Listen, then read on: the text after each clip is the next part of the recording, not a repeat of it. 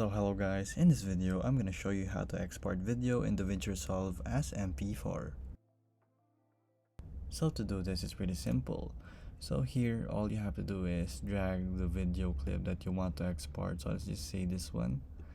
So oh wait, it disappeared. So there. So now we have it in our timeline right here. So the third thing that we need to do is go here to our export tab and deliver. So the first thing you'll have to do is go to custom export and then name your, of course, your file name and location, of course. So let's just say we have a location. From there you have to select single clip and export video, and here in format you'll have to select MP4, and then from there just add the render queue and then save, and then right here just press render all and you're good to go. It will be rendered in the time and place where you have selected it to be saved.